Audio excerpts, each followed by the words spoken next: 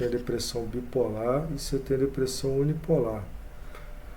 A depressão unipolar, ela geralmente é tratada de uma maneira diferente, né? Porque a depressão unipolar você trata ela com antidepressivo, mas a depressão bipolar, ela você tem que entrar com estabilizador de humor. Se não entrar com estabilizador de humor, ela tende a não melhorar. Mas aí eu fiz um slide aqui, ó. Fiz um slide aqui. Aí eu botei aqui que o transtorno bipolar é um transtorno que ele tem oscilação em episódio de mania ou hipomania. O que acontece com o transtorno bipolar? O transtorno bipolar é um transtorno de humor, né? Entendeu? Então, no transtorno bipolar você tem variações de humor. A depressão também é uma doença relacionada ao humor.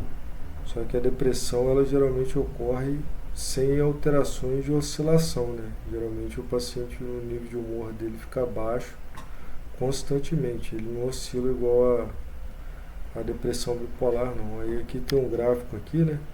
Igual se o humor fosse zero. Se ele o humor normal, entendeu? A gente tem variações, às vezes a gente está de bom humor, às vezes a gente está de mau humor, mas a gente tem variações normais do humor, né? Enquanto no bipolar essas variações são exacerbadas. Quando ela varia para cima, a gente chama expansão do humor. A expansão do humor ela é chamada de mania, né? E quando ela varia para baixo, aí é o quadro depressivo.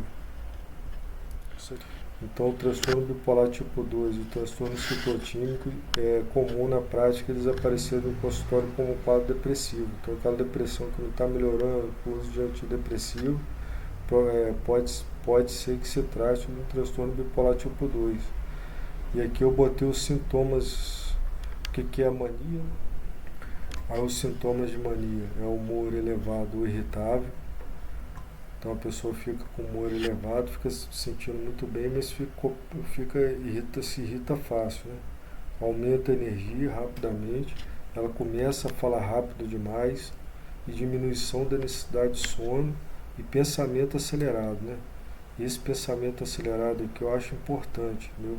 Porque paciente que está com depressão, insônia e não consegue dormir por conta que está com sensação de aceleração de pensamento, tem que ser pensado no transtorno bipolar, né? Aí a aceleração do pensamento, ele fala a favor também de uma fala mais rápida, né? A pessoa acelera o pensamento, fala de uma maneira mais rápida. Aquela mania de grandiosidade, né? De achar que eu não sou morador de rua não, eu sou polícia militar, civil e federal. Comportamento impulsivo ou arriscado, já falou disso, dificuldade de concentração, hiperatividade e aumento do desejo sexual.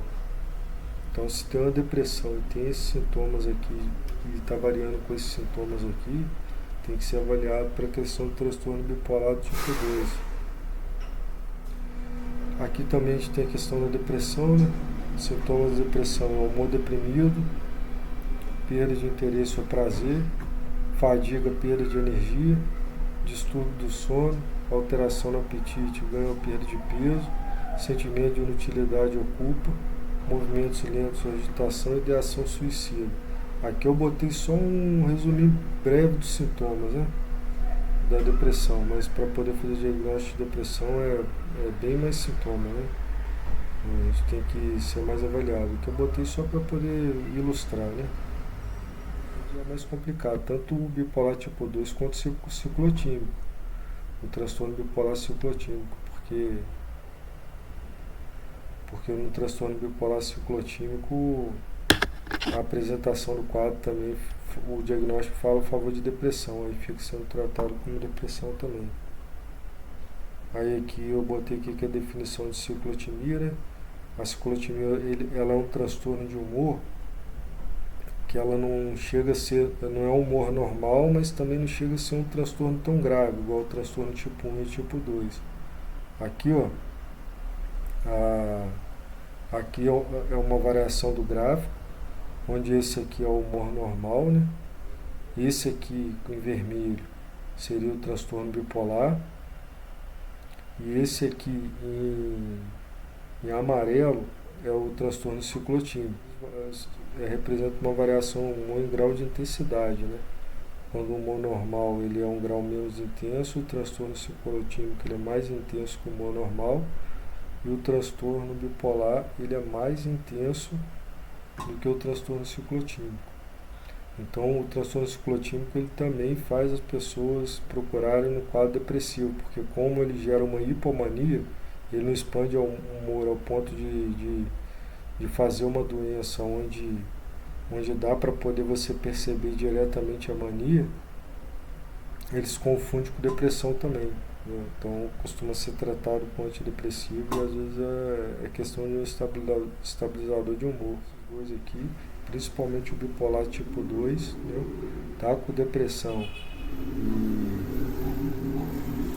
e ela não está resolvendo com antidepressivo e está com alguns sintomas daquele que eu falei, principalmente aceleração de pensamento, é bom consultar a ajuda do profissional para poder fazer um diagnóstico certo entre bipolaridade e entre depressão.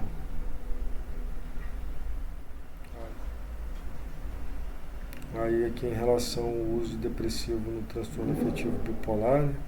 O uso de antidepressivo ele pode piorar o quadro, né? Ele tem eficácia limitada na depressão bipolar. Então, se está com depressão bipolar e tratando com antidepressivo, ele pode ser que ele até piore seu quadro. E isso é muito comum. Chega com sintomas de depressão, o pessoal prescreve antidepressivo mesmo. Caminho para o diagnóstico correto, né? Então, se o paciente não responde ao tratamento convencional, pode ser sinal que estamos lidando com algo mais complexo, que é o transtorno bipolar. O tratamento inclui estabilizadores de humor, né? Aí o paciente melhora com estabilizador de humor.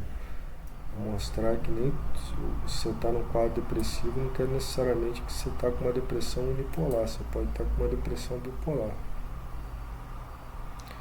E aqui é um aviso importante, né, que esse vídeo tem como objetivo de informar e conscientizar sobre o TAB, né, que é o transtorno bipolar, especialmente caso de depressão refratária ao tratamento convencional, que é a diferença de depressão unipolar para bipolar.